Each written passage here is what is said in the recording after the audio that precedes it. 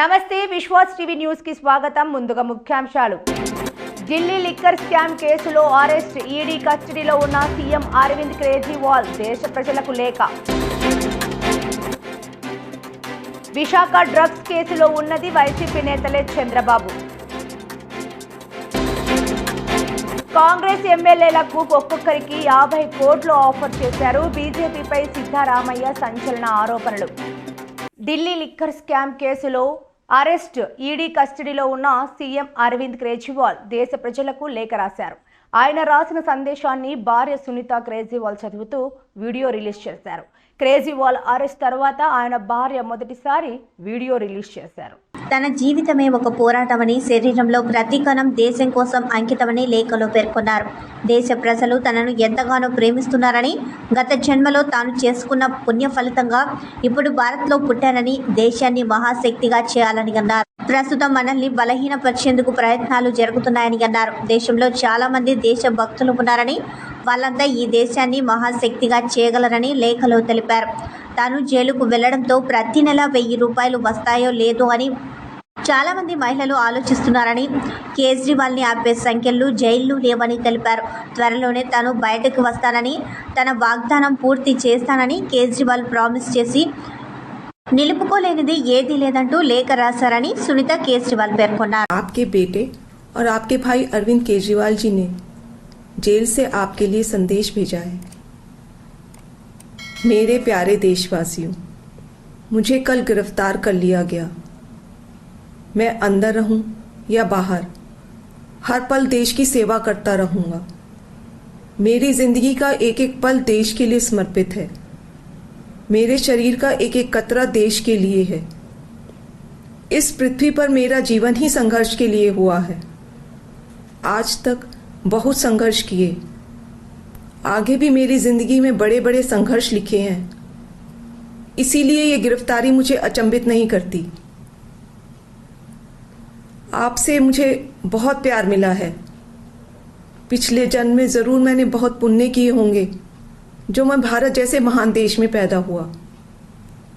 हमें मिलकर फिर से भारत को महान बनाना है, दुनिया का सबसे शक्तिशाली और नंबर 1 देश बनाना है। भारत के अंदर और बाहर ढेरों ऐसी शक्तियां हैं जो भारत को कमजोर कर रही हैं। हमें सचेत रहकर इन शक्तियों को पहचानना है, इन शक्तियों को हराना है। और भारत में ही ढेरों ऐसे लोग हैं, ढेरों ताकतें हैं जो देशभक्त हैं, जो भारत को आगे बढ़ाना चाहती हैं। इन ताकतों के साथ जुड़ना है और इन्हें और मजबूत करना है। दिल्ली की मेरी माँ बहनें सोच रही होंगी, केजरीवाल तो अंदर चला गया, पता नहीं अब 1000 रुपया मिलेगा या नहीं।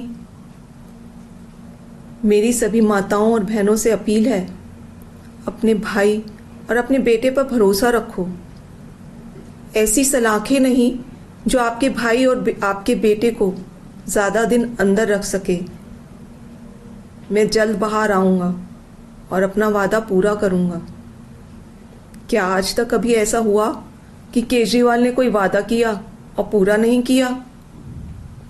आपका भाई, आपका बेटा लोहे का बना है, बहुत मजबूत है।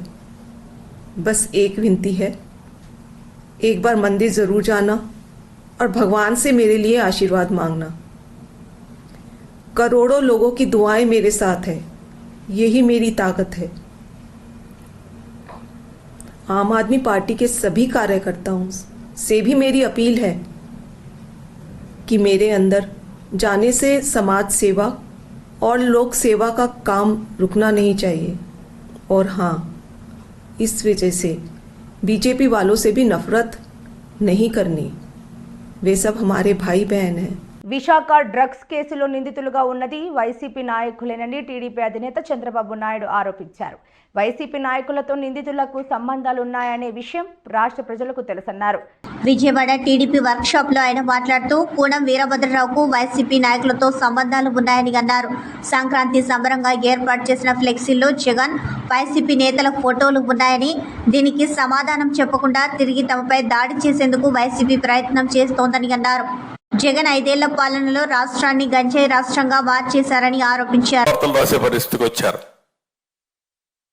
రాజకీయాల్లో ఉన్నప్పుడు చాలా కుటుంబాల్లో వివిధ రాజకీయ పార్టీల్లో కుటుంబ సభ్యులు ఉంటారు. వాళ్ళు నమ్మిన పార్టీకి వాళ్ళు పనిచేసుకుంటారు. అలాంటిది ఎన్ని తప్పుడు వార్తలు పెట్టాలనో అన్ని తప్పుడు వార్తలు పెట్టారు. జనసేన పార్టీ ఉంది, పవన్ కళ్యాణ్ గారు, మేము వాళ్ళ కోసం మేము పనిచేయాల్సి వచ్చే పరిస్థితి వస్తుంది. మా కోసరం కాదు, ప్రజల కోసరం కాదు. ఒక 2 నిమిషాలు అయితే ఒక వార్త పెట్టేసి కాపుల్ ఆయన ఓట్ బ్యాంక్ స్ట్రాంగ్ గా ఉంటే వాళ్ళందరిలో అపోహలు వచ్చి పెట్టడం, మేము సీట్లన్నీ కూడా ఇద్దరు అడ్జస్ట్ చేసుకుంటే ఈ పొత్తులో సీట్లు ఒకరికి అన్యాయం జరిగిపోయింది, ఒకరికి న్యాయం జరిగిపోయిందని మాట్లాడడం. అంటే మీకు ఒక్కటి కాదు, ఎన్ని విధాల ప్రయత్నం చేయాలనో అన్ని విధాల ప్రయత్నం చేసే పరిస్థితికి వచ్చారు. లేటెస్ట్ మీరు ఒకసారి చూస్తే ఎంత దుర్మార్గం అంటే విశాఖపట్నంలో డ్రగ్స్ పట్టుకున్నారు. విశాఖపట్నంలో డ్రగ్స్ పట్టుకుంటే క్లియర్ కట్ గా ఆ డ్రగ్స్ పట్టుకున్న తర్వాత మామూలుగా కూడా కాదు, 25,000 కేజీలు డ్రగ్స్ వచ్చాయి. అది కూడా డ్రై ఈస్ట్ పేరుతో బ్రెజిల్ నుంచి కన్సైన్మెంట్ వచ్చింది. ఇక్కడైతే గవర్నమెంట్ సిబిఐ వాళ్ళు రాసిన రిపోర్ట్ ఇది.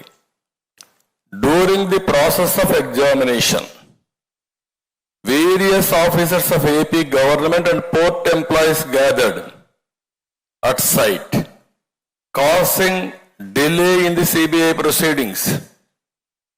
The representatives of importer informed that there is prediction of rainfall and all his goods might get damaged in rainfall.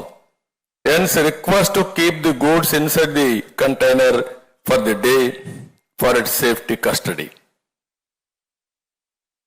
అటు కంటైనర్ తీసుకొచ్చిన వ్యక్తి ఇటు అధికారులు పోయి డిలే చేయడానికి ప్రయత్నం చేశారు. డిలే చేసిన తర్వాత మనం అడిగాం, ఇది ఫస్ట్ టైం కాదు. ఆఫ్ఘనిస్తాన్ నుంచి ఇదే మారుగా 21,000 కోట్ల రూపాయలు విలువ చేసే డ్రగ్స్ వచ్చాయి. అదే మారుగా ఈరోజు రాష్ట్రం మొత్తం గంజాయి ఉంది. డే 1 మనం ఫైట్ చేస్తున్నాం.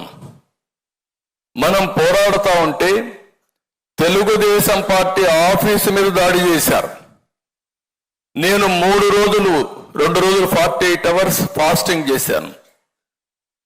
మన మీద దాడి చేస్తే మనం ఇచ్చిన కేసు తీసుకోలేదు.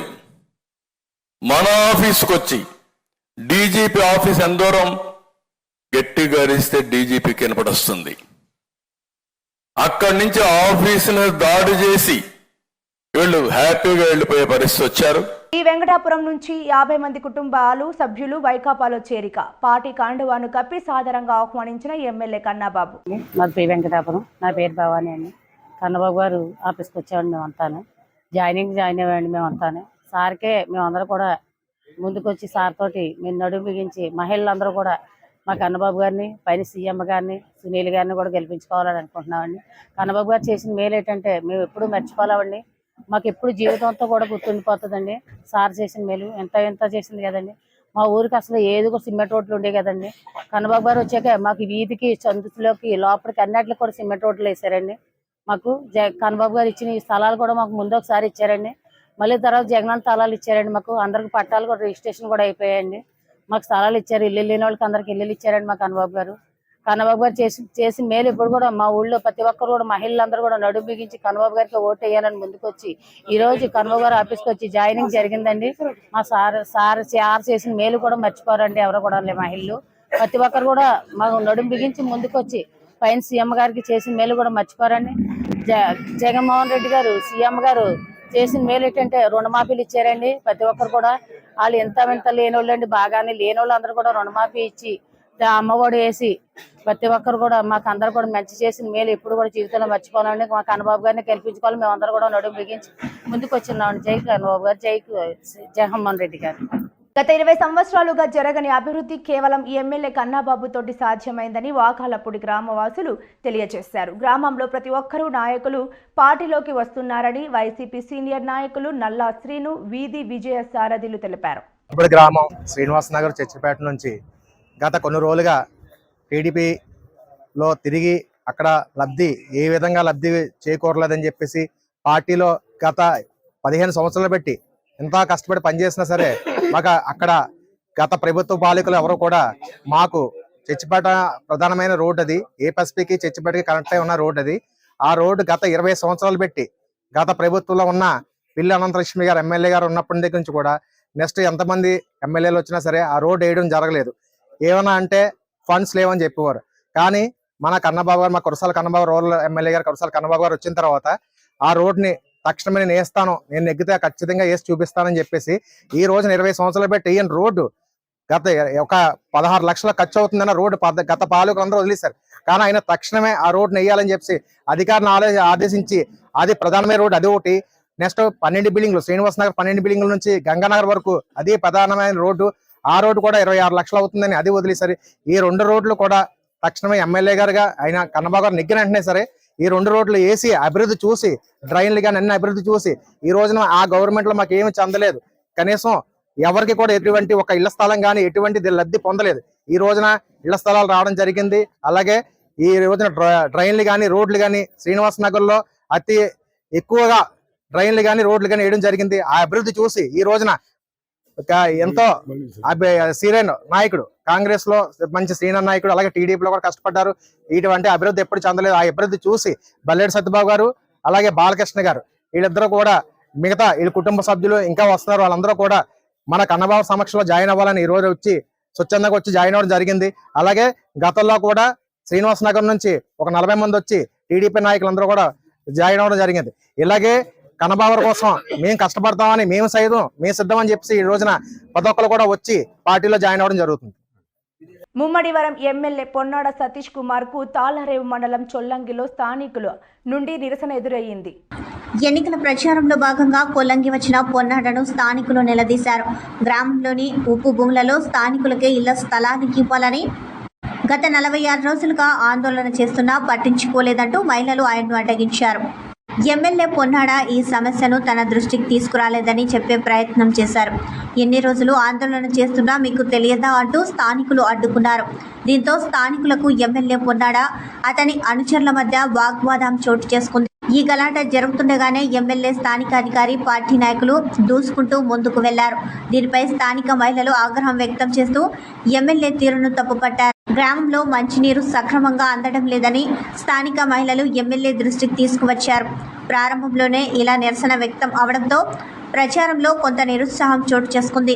అనంతరం గ్రామంలో ప్రచారం ముగించి చొల్లంగిపేట వేమవరంలో కూడా ఎన్నికల ప్రచారం చేశారు. 46 రోజులు నిరాదీక్ష చేసామండి. మరి టెంట్లోని వచ్చి ఎమ్మెల్యే గారు వస్తే మేము 46 రోజులు ఇక్కడ కూర్చున్నామండి. ఒక్కరోజు కూడా మీరు రాలేదా అని మేము ఆఫ్ చేసి అడిగామండి. ఇప్పుడు ఈరోజు అడిగితే అమ్మ మీరు ఎవరో మాకు చెప్పలేదన్నారో చెప్పపడా వీడియోలో చూస్తా లేదా చెల్లల్లో పెడుతున్నారో పేపర్కి వెళ్తుంది ఇవన్నీ మీరు చూడలేదండి ఎవరు చెప్తారండి మీకంటే మీరు రావాలమ్మా మా దగ్గరికి అని అడిగారు. మేము ఆయన దగ్గరికి వెళ్ళాలా ఆయన మా దగ్గరికి రావాలా ఒకసారి ఆలోచించండి. మరి గ్రామాల అందరూనే పెద్దలో చిన్నలో కూడానే మరి ఆయన దగ్గరికి మేము వెళ్ళాలంటే మేము ఓటు వేసి నెగ్గించుకున్నందుకు ఆయన ఎక్కడున్నాడో మేము వెళ్ళి మేము చెప్పుకోవాలా మా సమస్యలు తీర్చడా కదా గ్రామ అధికారులు కానీ ఎమ్మెల్యే గారు కానీ ఇప్పుడు వచ్చారు. మేము అడిగాం దానికి సమాధానం చెప్పకుండా మమ్మల్ని దోసుకుంటా వెళ్ళిపోయారు.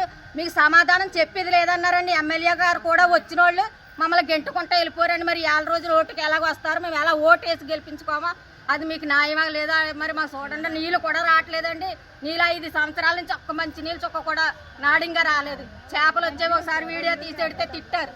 వీడియోలు ఎట్ట వచ్చిన పని ఏంటని ఆ వీడియో ఎట్టినందుకు మమ్మల్ని తిట్టారండి. అప్పటి నుంచి వీడియోలు ఎడతలేదు. ఇంక తాగడానికి నీళ్ళు కూడా శుభ్రం లేకపోతే ఎలాగండి? నీళ్ళన్నా ఇవ్వాలి కదండి. మాకు భూములు వద్దు పోనీ ఏమి వద్దు. నీళ్ళు తాగడానికి నీళ్ళు శుభ్రం లేనప్పుడు అధికారులు మాకెందుకండి?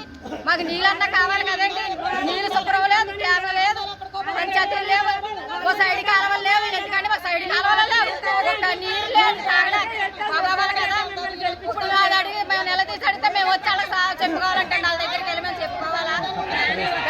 తిరుమల తిరుపతి శ్రీ వెంకటేశ్వర స్వామి వ్రతాన్ని మార్గశిరమాఘ కార్తీక మాసాల్లో పౌర్ణమి, పంచమి, సప్తమి, ఏకాదశి తిథుల్లో శ్రావణ నక్షత్ర రోజుల్లో ఆచరించడం అత్యంత శుభప్రదమని భోగి గణపతి పీఠం పేర్కొనింది. పీఠంలో 58 గోవింద నామజప యజ్ఞాలు పూర్తయిన తర్వాత సామూహిక శ్రీవారి వ్రత పూజ ఘనంగా జరుగుతుందన్నారు.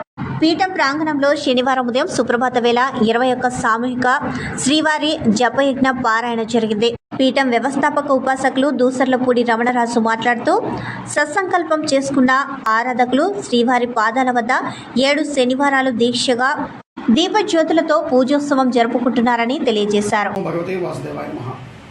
మార్గశిర మాసం, మాఘమాసం, కార్తీక మాసంలోనూ అదేవిధంగా పౌర్ణమి, పంచమి, సప్తమి, ఏకాదశి తిథులలోనూ శ్రవణ నక్షత్ర రోజుల్లోనూ శ్రీ వెంకటేశ్వర స్వామి వ్రతాన్ని మీ గృహాల్లో నిర్వహించుకోవడం వలన ఈ కలియుగంలో మానవ జన్మకు ఉన్నటువంటి కష్టాల నుండి వైదొలగి శ్రీవారి సర్వశుభాలు పొందేటువంటి భాగ్యం కలుగుతుంది. కాబట్టి ప్రతి ఒక్కరూ కూడా మీ గృహాల్లో శ్రీ వెంకటేశ్వర స్వామి వారి యొక్క వ్రతాన్ని చేసుకోవాల్సిందిగా భోగి గణపతి పీఠం తెలియజేస్తోంది.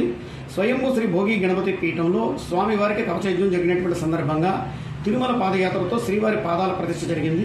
ప్రతి శనివారం కూడా గోవింద నామాల సంకీర్త నామ జపయజ్ఞ పారాయణ జరుగుతూ ఉంది. ఈ రోజున 21వ జపయజ్ఞ పారాయణ పూర్తయింది. సత్సంకల్పంతో 7 వారాల పాటు దీపజ్యోతులతో పూజాధికారులు చేసుకున్నటువంటి వారికి సర్వశుభాలు కలుగుతున్నటువంటి సంతోషం పొందుతూ ఉన్నారు. ఈ సందర్భంలో 58 జపయజ్ఞ పారాయణ పూర్తయిన తర్వాత ఈ యొక్క దీపజ్యోతులు వెలిగించుకున్నటువంటి వారందరితోటి కూడా శ్రీ వెంకటేశ్వర స్వామి వారి వ్రత పూజా కార్యక్రమాన్ని సామూహికంగా శ్రీ భోగి గణపతి పీఠంలో నిర్వహించడం జరుగుతుంది. ఇందుకు అందరూ కూడా ఆహ్వానితులే. ఓం గం గణపతియే నమః. భారతీయ జనతా పార్టీపై కర్ణాటక ముఖ్యమంత్రి సిద్ధరామయ్య సంచలన ఆరోపణలు చేశారు. రాష్ట్రంలో కాంగ్రెస్ ప్రభుత్వాన్ని కూలగొట్టేందుకు బీజేపీ ప్రయత్నిస్తోందన్నారు. ఆపరేషన్ కమలంలో భాగంగా రాష్ట్రంలో ప్రభుత్వాన్ని ఏర్పాటు చేసేందుకు రూలింగ్ పార్టీ ఎమ్మెల్యేలను బీజేపీ పావులుగా వాడుకోవాలని చూస్తోందని ఆరోపించారు. ఇందుకోసం ఒక్కో ఎమ్మెల్యేకి బీజేపీ 50 కోట్లు ఆఫర్ చేసిందని అన్నారు. ఈ మేరకు శుక్రవారం మీడియాతో ఆయన మాట్లాడారు.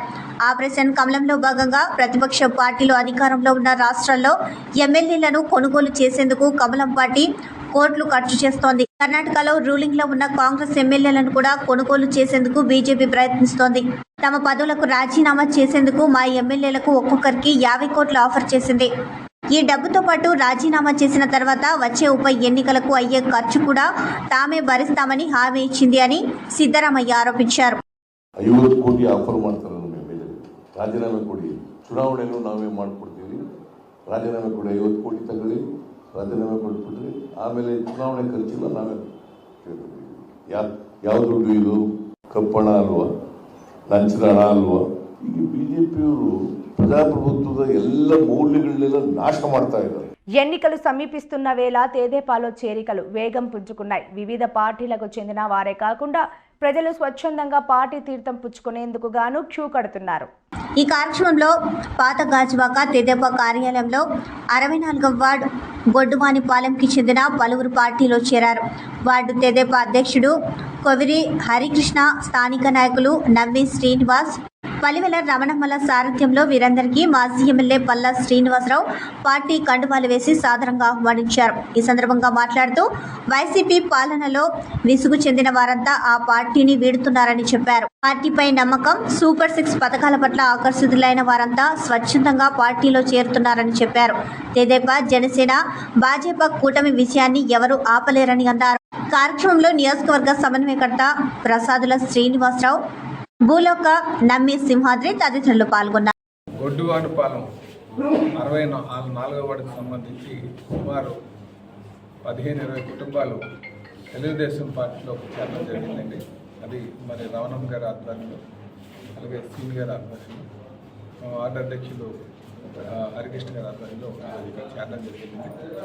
వీళ్ళు ఖచ్చితంగా స్వేచ్ఛ కోరుకుంటూ, ఎందుకంటే జగన్మోహన్ రెడ్డి అధికారంకి వచ్చిన దగ్గర నుంచి కూడా ఎవరైనా సరే ఈ ప్రభుత్వాన్ని కానీ జగన్మోహన్ రెడ్డి గారిని కానీ ఏమైనా మాట్లాడితే వాళ్ళ మీద కక్ష సాధింపు చర్యలు, మనోవేదన గురి చేయడం, వాళ్ళ స్కీమ్ కట్ చేయడం, అంటే ఒక భయాందోళనటువంటి వాతావరణం, ప్రజాస్వామ్యం గొంతులు నొక్కేటువంటి ప్రయత్నం, దీనికి విసుగు చెంది ఈరోజు తెలుగుదేశం పార్టీలో చేరడం జరిగిందని చెప్పి తెలియజేస్తాం. ఖచ్చితంగా రేపు వచ్చేసిన తర్వాత మేము ఏదైతే ప్రజాస్వామ్యం ఉందో ఆ ప్రజాస్వామ్య విలువలను కాపాడుతూ మేము ముందుకు వెళ్తామని చెప్పేసి తెలియజేస్తున్నాం. అలాగే ప్రతి ఒక్కరికి కూడా అండగా ఉండేది తెలుగుదేశం పార్టీ అని చెప్పి తెలియజేస్తున్నాం. ఈరోజు జగన్మోహన్ రెడ్డి గారు మధ్యతరగతి కుటుంబాలని వీధులు పడేసేటటువంటి పరిస్థితి చేశాడు. ఎందుకంటే అప్పులు పాలు చేసి, ట్యాక్సులు పెంచేసి, కరెంట్ బిల్లు పెంచేసి, నిత్యావసర వస్తువులు పెంచేసి, ఈతకాయ అంత ఇచ్చి తాటకాయ అంత తీసుకున్నటువంటి ఛాందస్సు ఉంది ఇక్కడ. ఆ పరిస్థితులు ఉన్నాయి. కనుక ప్రజలందరూ కూడా రేపు జగన్మోహన్ రెడ్డిని ఇంటికి పంపించి తెలుగుదేశాన్ని, జనసేన, బీజేపీ కూటమిని అధికారం తెస్తారని చెప్పి ఈ సందర్భంగా తెలియజేస్తారు. వార్తలు ముగించే ముందు ముఖ్యాంశాలు మరోసారి. ఢిల్లీ లిక్కర్ స్కామ్ కేసులో అరెస్ట్, ఈడీ కస్టడీలో ఉన్న సీఎం అరవింద్ కేజ్రీవాల్ దేశ ప్రజలకు లేఖ. విశాఖ డ్రగ్స్ కేసులో ఉన్నది వైసీపీ నేతలే చంద్రబాబు. కాంగ్రెస్ ఎమ్మెల్యేలకు ఒక్కొక్కరికి 50 కోట్లు ఆఫర్ చేశారు. బీజేపీపై సిద్ధరామయ్య సంచలన ఆరోపణలు. ఈ వార్తలు ఇంతటితో సమాప్తం. నమస్కారం.